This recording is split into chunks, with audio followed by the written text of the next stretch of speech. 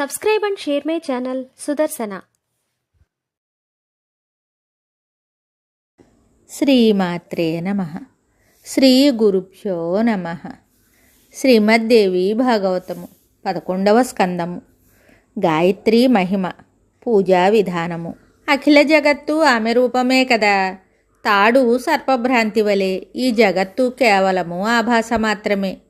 దీని తరువాత పవిత్ర గంగాజలమును దేవికి నివేదించవలెను. కర్పూరము, కొబ్బరి నీటితో నిండిన కలశమునందలి జలమును దేవికి సమర్పించవలెను. సుగంధముతో కూడిన తాంబూలము భగవతికి ఇవ్వవలెను. తాంబూలమునందు చిన్న చిన్న కర్పూరపు ముక్కలు, యాలకులు, లవంగము ఉండవలెను. వీటిని భక్తితో సమర్పించినచో భగవతి ప్రసన్నురాలగును.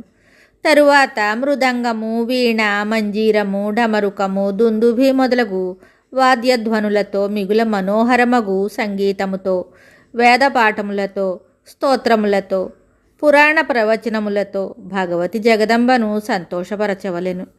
తరువాత జాగరూకతతో దేవికి ఛత్రము పట్టవలెను. చామరమును వేవవలెను.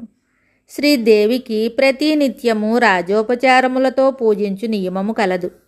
జగత్తును ధరించు భగవతి జగదంబకు అనేక రకములైన దక్షిణలివ్వవలెను.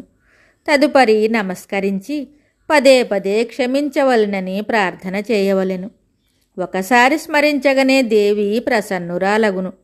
అటువంటప్పుడు ఈ ఉపచారములన్నీ చేసినచో ఆమె ప్రసన్నురాలగుటలో సందేహమేముండును? పుత్రుని మీద కృపచూపుట తల్లి స్వభావము.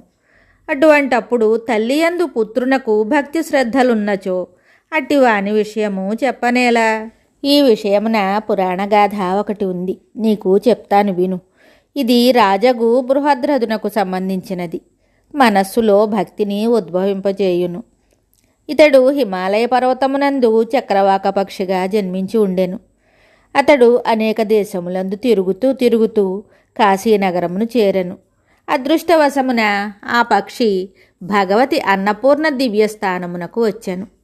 అనాథవలే అన్నపు మెతుకుల ఆశతో అక్కడకు చేరుకొనెను. అప్రయత్నముగా ఆకాశ మార్గమున తిరుగుచూ దేవి మందిర ప్రదక్షిణము చేసెను. అది ఇంకెక్కడికి వెళ్ళలేదు. అక్కడనే ముక్తిప్రదాయినియగు కాశీనగరమున ఉండిపోయెను. అనేక దినముల తరువాత మరణించి స్వర్గమునకు వెళ్ళెను. అక్కడ దివ్యరూపధారి అయిన యువకుడై సకల భోగములను అనుభవించెను. స్వర్గములో 2 కల్పములుండెను. తరువాత మరలా భూమండలమున జన్మించెను.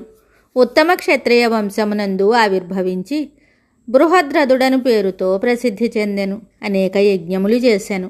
పరమ ధార్మికుడు, సత్యవాది, జితేంద్రియుడు, త్రికాలజ్ఞుడు, శత్రువులను జయించువాడు, సంయమనుడు, సార్వభౌముడైన రాజయ్యను. జగత్తునందు అందరికిని దుర్లభమైన పూర్వజన్మపు విషయములన్నీ అతనికి జ్ఞాపకముండెను. అతని గుణగణములను విని మునిగణములు అక్కడికి వచ్చారు. రాజు వారికి అతిథి మర్యాదలు చేసి సత్కరించెను. వారందరూ ఆసనముల మీద విరాజమానులయ్యారు. తరువాత ఇలా అడిగారు, రాజా, ఏ పుణ్య ప్రభావమున మీరు పూర్వజన్మ స్మృతిని కలిగి ఉన్నారు? త్రికాల జ్ఞానులగుటకు మీ వలన ఎట్టి కార్యము జరిగెను?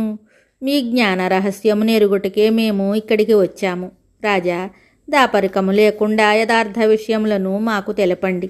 భగవంతుడగు నారాయణుడు చెప్తున్నాడు, బ్రాహ్మణోత్తమ, మునిగణముల మాటలను విని పరమధార్మికుడగు బృహద్రథ మహారాజు వారికి అన్ని విషయములను తెలిపెను.